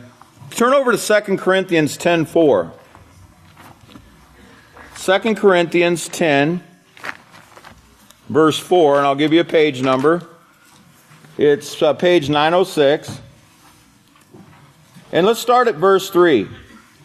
For though we walk or live in the flesh, we do not wage war according to the flesh, like the worldly warmongers. For the weapons of our warfare in the house of Yahweh are not carnal. It's not axes and clubs and sticks and bullets and grenades and things like this. It says, but mighty in Yahweh for pulling down strongholds, demolishing arguments, and destroying every high thing that exalts itself against the one who is Yahweh, bringing under control every thought into the obedience as the Messiah. Okay, now notice, so when he's talking about this battle axe and this war club and this breaking in pieces, he's not talking about hurting anybody. As a matter of fact, he's talking about serving and helping everybody. Okay? He's going to destroy not with physical means like the people in the world are using this power that they have. No, it's by teaching an example and leading and guiding and loving and strengthening through the knowledge of Yahweh. That's what this is talking about here. So now, go to the next slide, and that's 5310. Remember, because 5310 is the other one we need to look up. And the first definition means to shatter, break, dash, beat in pieces, and to dash to pieces. Okay? Now, go back to Yirmiah chapter 51. Go back to Yirmiah 51. Because I want you to notice something. Yirmiah 51:20. Let's read it again. You are my battle axe. He's talking about Israel. My weapon of war. With you I will break nations in pieces. With you I will destroy kingdoms. Did you notice that 51:20 is 5:1:2? Did you notice that? 51:20, he says, you are my battle axe. What could this mean? And how does this connect with the morning star? Well, let's find out. Go to the next slide, please. This is pulpit commentary on Yirmiah 51. And if you'll notice, the very first line, I don't know if you can see that very well. It's kind of hard to see up here on this one, but it says, my battle axe or my mace. My mace. That's what that battle axe is. It means mace. Now, look at the second commentary or quote here. It says, because a similar title was given to Babylon in Yirmiah 50:23, that's where he calls Babylon the hammer of the whole earth. Okay? Others to Israel on the ground that the tenses are the same throughout the passage. The latter view is probably the best. How could Babylon be said to shatter her own governors and viceroys? Okay, in other words, why would Babylon crush its own self? That's not what it's talking about, because it's talking about Israel. We just read that Israel is the rod of his inheritance and his battle axe. It says, I'm going to jump down to the bottom. It says, the objection of Graf and Keel is that Israel could not himself be styled a mace, it being Israel's destiny to be delivered by others. But is not a very similar statement made of Israel in Isaiah 41:15? Well, let's look at Isaiah 41:15 and see what it says regarding this mace or battle axe. Isaiah 41:15, it's found on page 555. And it says, behold, this is speaking of, let's start in verse 14. Fear not, you worm Jacob, you men of Israel. I will help you, says Yahweh, your Redeemer, the Holy One of Israel.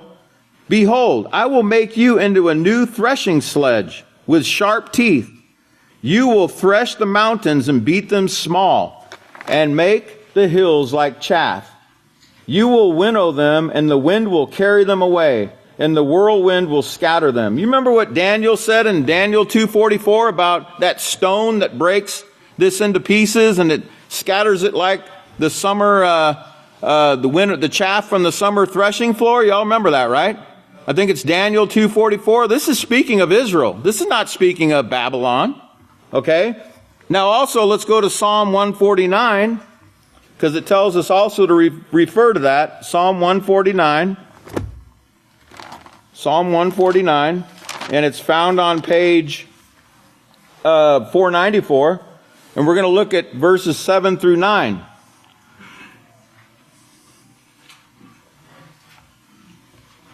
Let's start in verse 4. Because Yahweh takes pleasure in his people, he will beautify the meek, the humble, with salvation. Let the saints be joyful in glory. Let them sing aloud on their beds. Let the high praises of Yahweh be in their mouths and a two-edged sword in their hands, to execute vengeance or judgment upon the nations and punishments upon the peoples, to bind their kings with chains and their nobles with fetters, to execute upon them the judgment written. This is the honor that all the saints of Yahweh have. Okay? Now this is what you just read in Jeremiah. Okay, now this executing judgment and this binding the kings and these other things, get out of your mind that this has anything to do with some kind of physical harm to anybody.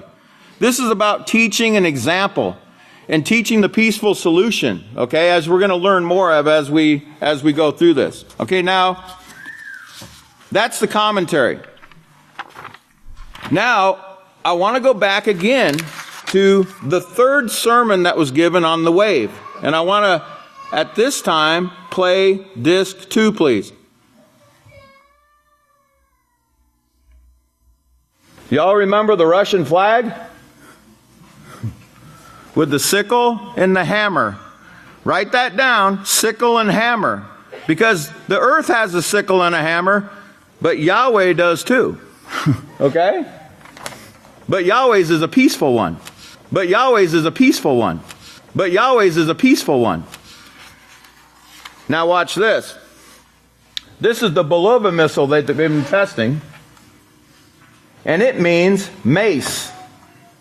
Not the kind the cops spray on you, but a mace, a hammer. Okay, you're going to see what a mace looks like. Let me show you these maces.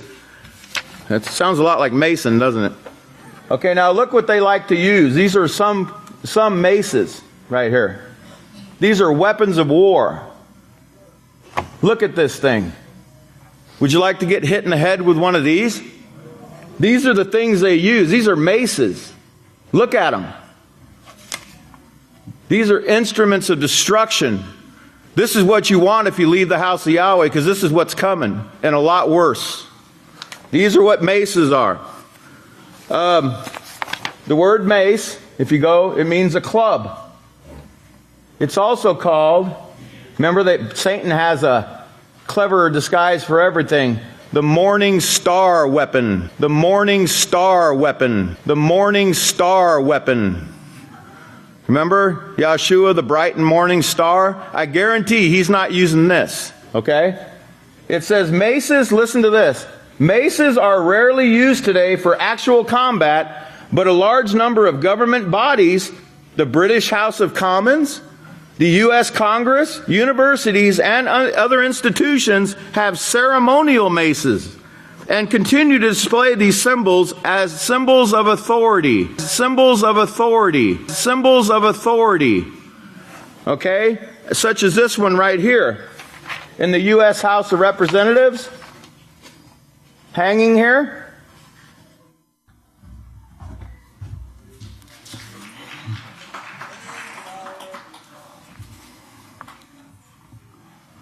All right. Now, let's go to the next slide, please. Now, this mace that's hanging in the U.S. House of Representatives, if you look at it, it's actually a scepter. Okay? It's got actually mace and scepter are both interchangeable words. I'm going to show you right here. If you look in the definition of scepter, in the number one thing I have underlined there, it says, a staff or baton borne by a sovereign as a ceremonial badge. Now, didn't the great Kohan David just mention that badge of honor? Isn't there a sign outside here that says the peaceful solution is your badge of honor? Doesn't it say that? It says a staff or baton borne by a sovereign as a ceremonial badge or emblem of authority. A royal mace. A royal mace. Let's go to Genesis 49. Genesis 49, talking about a scepter. Genesis 49 on page 43, and we're going to look at verse 10. You know, this scepter, was anybody tuned in this morning to the House of Yahweh radio? Listening to the sermons this morning at about 5:30, 5 o'clock, 6 o'clock? Were y'all up early listening? Because all those sermons were about the scepter. It was all about the scepter. I didn't plan that out. But I'm going to tell you, in verse 10, it says, the scepter will not depart from Yahweh. Yeah, the Roman Catholic Church has that scepter right now. And how do they use the scepter? They use it to beat, murder, destroy, break to pieces the kingdoms. Well, how do they do that? By war and destruction, not by teaching an example. Although their teaching an example is Satan's example. This is not Yahweh's way. It says, the scepter will not depart from Yahweh, nor a ruling staff, lawgiver, from between his feet, until he comes. Until he comes. To whom tribute belongs, and the obedience of the nations is his. I got to get all these things here before we move on. I'm telling you, you're not going anywhere anyway, right? There's an ice storm outside. Nobody has anywhere to go. I'm going to have to go over, okay? But you're going to be very thankful that I did. I promise you. I promise you. I promise you. You haven't even seen anything yet. Keep that scepter in mind. Yada is sitting on the 7 hills right now. And, you know, the Catholic Church, they use that scepter with force, as Pastor has taught us. And remember, Daniel 7 said that that fourth beast is dreadful and terrible, with great iron teeth. It devours and destroys and crushes, not through righteousness, but through unrighteousness. Yahshua inherited the scepter of righteousness. Okay? As a matter of fact, why don't we turn over to Hebrews chapter, I believe it's chapter 2. Let's go to Hebrews chapter 2. No, Hebrews chapter 1. Let's read verse 7 first. It's kind of interesting. It says, now it's found on page 943. The verse 7 says, now of the Malachim, he says, who makes his Malachim spirits and his ministers a flame of fire. Remember 2:17? Flame, fire. And that's Hebrews 1:17, right? But let's look at verse 8. But to the Son, he says, the throne of your Father is forever and ever. A scepter of righteousness is the scepter of your kingdom. The scepter of evil and destruction and wickedness is the scepter on the city of 7 hills right now that they're ruling with. Their authority is being used to bring destruction to mankind. He says in verse 9, you have loved righteousness and hated iniquity. Therefore Yahweh your Father has anointed you with the oil of gladness more than your companions. Yeshua has inherited that scepter of righteousness because he did not commit sin. He loved righteousness. He loved the laws of Yahweh. He loved Yahweh to the death, to the point of death, to giving his own life for us. This last days, all the house of Yahweh throughout history. Now, let's go to, where am I going here? I want to get all these little notes I put here, and there's a reason why. And by the way, this morning, when Pastor was talking about the scepter, I heard him say something very interesting. Remember morning star, remember scepter, everything we're seeing here. Remember Revelation 5:12, remember Jeremiah 51:2, okay? Remember all these things. Pastor said an interesting thing. He said, you know, they're using it by force, but he said, what goes around comes around. What goes around comes around. Let's go to Isaiah chapter 14. Isaiah 14. It's on page 338 or 538. And we're going to start at verse 4.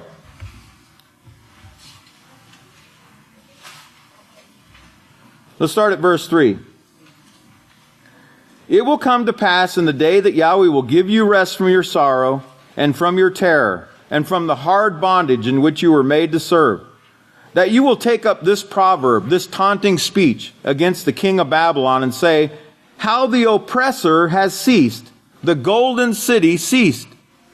Yahweh has broken the staff of the wicked and the scepter of the rulers. He who struck the people, now get this, I want you to remember last week ISIS standing on the shore of Libya, threatening Rome, taunting Rome, and he says, he who struck the people in wrath with a continual stroke, he who ruled the nations in anger, is now himself persecuted. Is now himself persecuted, and no one hinders. Okay? Keep these things in your mind as we move along. The persecutor is going to become the persecuted. What goes around comes around. Now, we don't relish in that, right? Nobody wants to see anybody get hurt, right? But remember, our weapons of our warfare are not carnal. But somebody's going to destroy Rome. Rome's going to burn. Just as surely as Revelation 17 shows you that. 17, the sentence of the whore. Okay? 17, remember that. Revelation 17.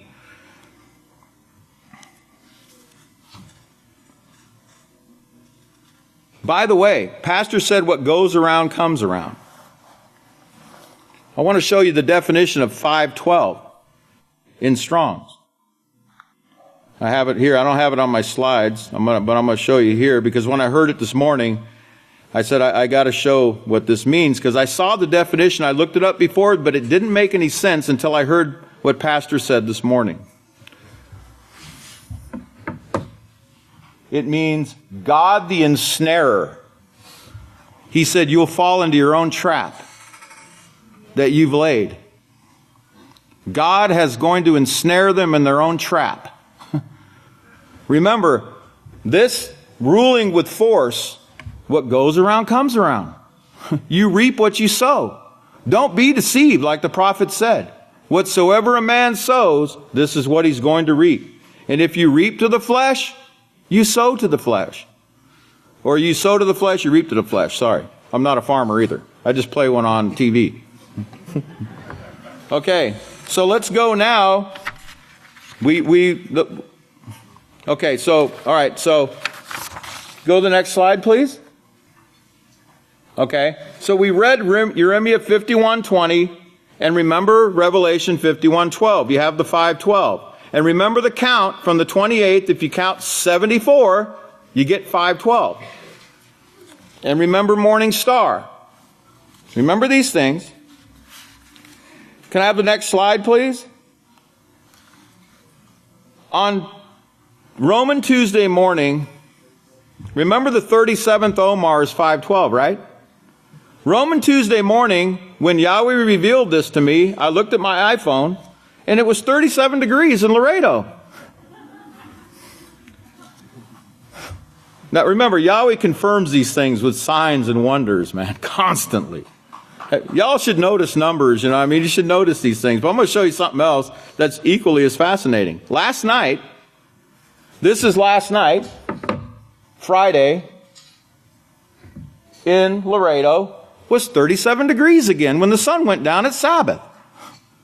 Remember, Laredo's a hot place normally. It's not cold like this.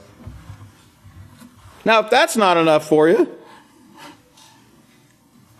this morning, it's 37 again. Only it's raining now. Yes, it is raining. I got to show you this too, because this is probably a coincidence too, right?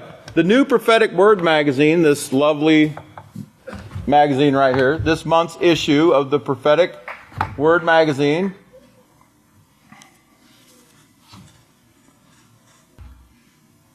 I want you to notice that's the February 2015, and it is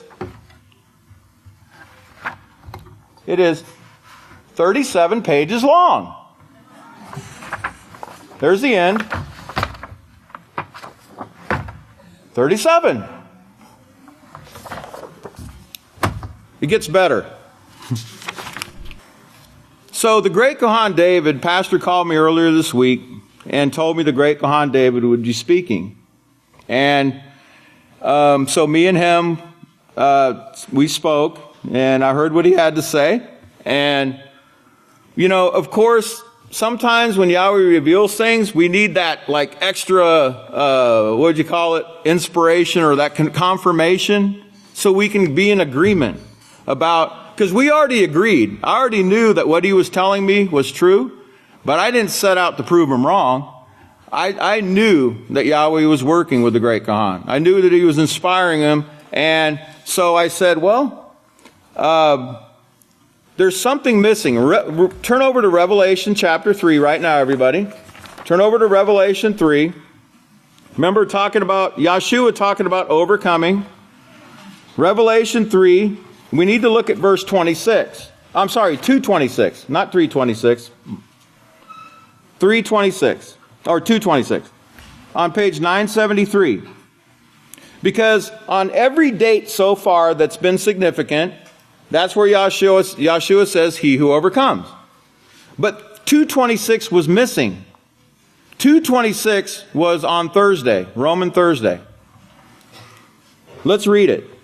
It says, and he who overcomes and keeps my works to the end, to him I'll give power over the nations. And he will rule them with a rod of iron, as the potter's vessels will be broken to pieces. We just read about that, right? And I will, as I also have received from my Father. Okay? Now, so I had it in my mind, and Pastor's my witness, and the great Kohan David is my witness. I told Pastor, I said, Pastor, I believe something's going to take place on 3:26. Because so far, every other verse in chapter 2 has been fulfilled in that Yahweh showed us something on each one where Yahshua says, he who overcomes. But 2:26 was missing. So, let's go to my next slide.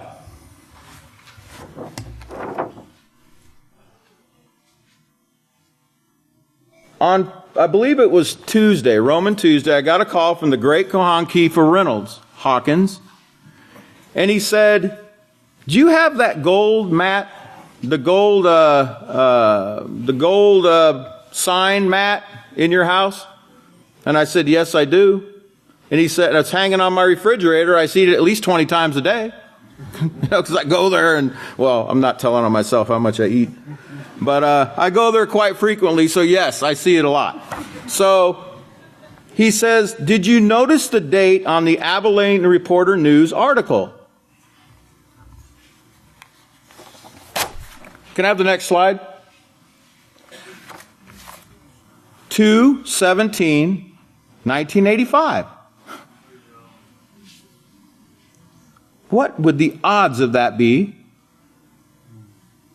2/17, 1985. And it's got pastor standing there, and it's got Isaiah 43:11 written there, which, sums up what the two witnesses' job is to do, is to tell the nations that Yahweh's not a God. Yahweh's our Heavenly Father. And it shows him standing with the snow and at the old sanctuary there. And next to it, it has the gold sign that the great Kohana Tanya Hawkins and the great Kohana Rhea Shekinah Hawkins saw on the evening of February 3rd, which was going into February 4th, which would have been February 4th, the 30th anniversary of the establishment of the House of Yahweh. But February 17th, 1985 is the 30th anniversary of the plume on Mars, because that was just seen last week, right? So it would have been 30 years too. Wow, what a coincidence. So, now, this was before the 26th. The evening of the 25th, which after sundown would have been the 26th, I called the great Kohan David, and I said, we talked a little bit about how things were progressing, and I told him, Kohan David, today's the 26th. I said, we really need to keep our eyes peeled, okay? And reminded Pastor as well. I'm sure Pastor already knows all things. I feel funny when I call him, and I feel like I'm just telling him what he already knows. And it's like, but he's probably thinking, what took him so long, but so anyway, this 30 was in my mind, and I thought, I told Con David we need to keep our eyes open today, and I told him why I thought so from Revelation 2:26. But the number 30, when the great Kohan Kifa showed this to me, I thought 30, what does that mean? And I looked and I searched to see if there was anything in Bollinger's about the number 30, and there really was nothing. The only thing I could find on the number 30 was 30 pieces of silver. Remember that Yahshua was bought for, that was given back at that time. But anyway, and I talked to Pastor about it the night of the 25th, which was the 26th, and I told him my thoughts on the number 30. But I told him also, I said, Yahweh's showing us everything all the inspiration is coming from what's already here in the house of Yahweh. There's nothing that we have to go outside to find. It's all here and everything. So when I got off the phone with him, and that was just a few minutes after I spoke to great Kohan David, the evening of the 25th, this placemat was sitting in front of me on my footstool. And I looked at it and I thought, it's 30, 30. What does this mean? And then it dawned on me. Well, why don't I just do what the great Kohan David did and count 30 verses, right, from Revelation 2:17. Why reinvent the wheel, right? Well, let's do it together, okay? Can I have the next slide, please? Before we do our count, I'm going to give you the definition of 2:26. Because here's the other reason. I already knew the definition, and the definition means a sign, a miraculous sign. Evidence, miracle, sign. And it's from 2:25. Can you show the next slide? 2:25 means to come to consent or assent, or to come to agreement. Because remember, we had to come to agreement on what this meant. So I went to Revelation chapter 2, verse 17, and I started there, and I counted 30 verses. Can we have the next slide? If you start at verse 18, right? 17 is the starting point. You just go 18, 19, 20, so forth. You end up at Revelation 3:18. And let's read it together. I counsel you to buy gold. Try it in the fire from me. Now, what would the odds of that be, that the word gold is used there? And the word gold is used here? Back up one slide, please. Remember, 2:26 meant sign. A golden sign, right? Are you getting it? So, 3:18, I counsel you to buy gold tried in the fire from me, that you might be rich, and white raiment, that you might be clothed, so that the shame of your nakedness does not appear, and anoint your eyes with eye salve, that you might see. And I don't have time to get into this today, but this is speaking of Yisrayl Hawkins and joining yourself to the witness in that golden oil that we need. Okay? That's what it's talking about. Okay? Now, here's the interesting part. Would you like some real confirmation? You flip the mat over. The golden sowing. Remember the word sow up in the sky? Seen on what date? 3:18. 3:18. 3:18, the same verse you just read from. Right? Are you believing this? I'm telling you, it's just, how can you do that? You just can't do it. You would have to have gone back years and years in the House of Yahweh to figure all this clever stuff out. And yeah, I don't know about you, but I'm pretty, I'm an Okie, man. There ain't no way I could do this. But there was the confirmation right there on the back of it. Okay? Because when I counted 30 and I got to 3:18 and I read the gold, I said, okay, that is pretty convincing. But then when I flipped the mat over and I saw 3:18, I was like, that's really convincing.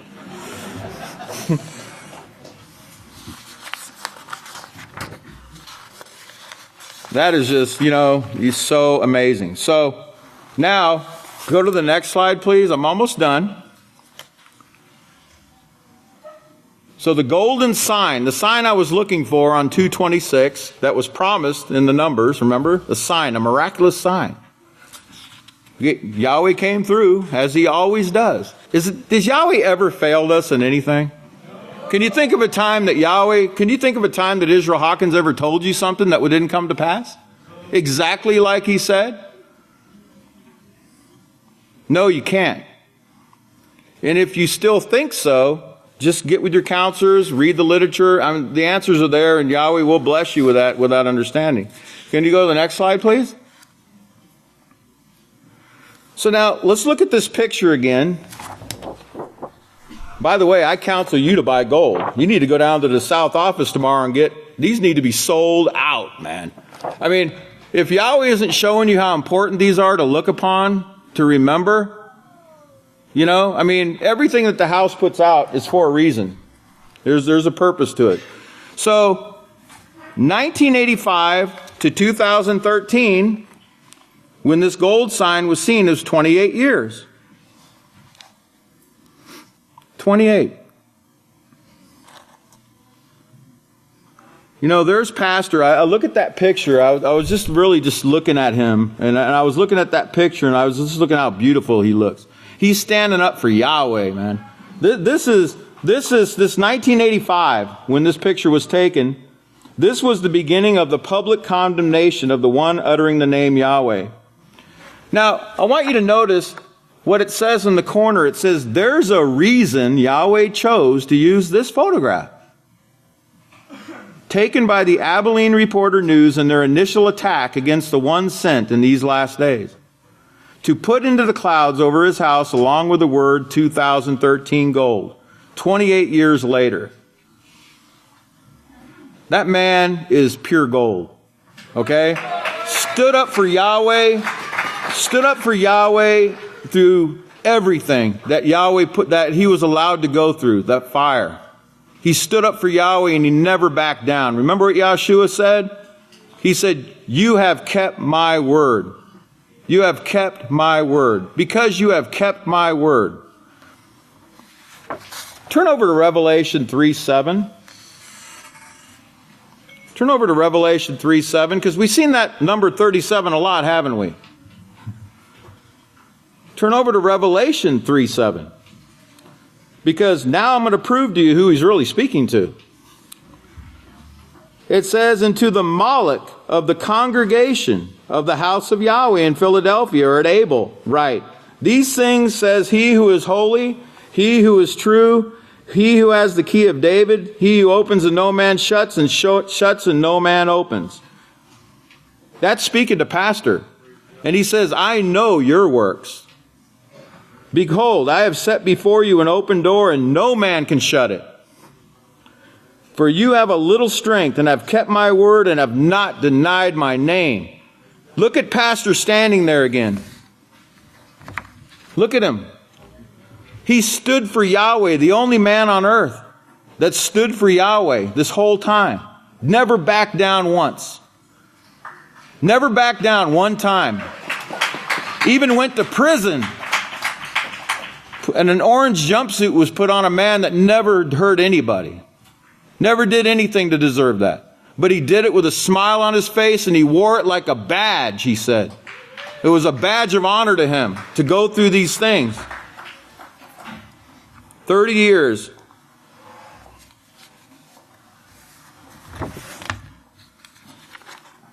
It's just, it's really, to me, it's incredible. It's incredible that,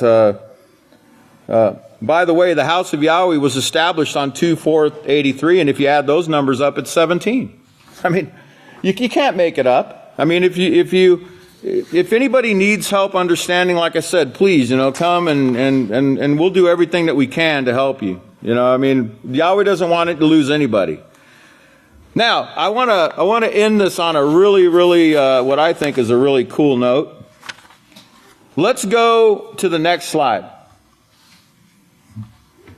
This is from RT News, and it's called The Godzilla of Earths, New Planet Weighing 17 Times Greater Than Earth Discovered.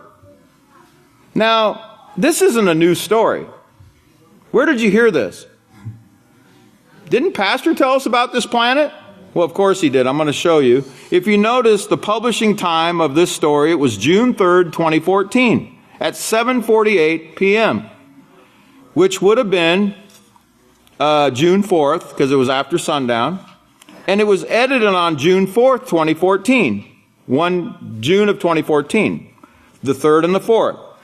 17 times greater. This is from RT News, okay? Can you go to the next slide?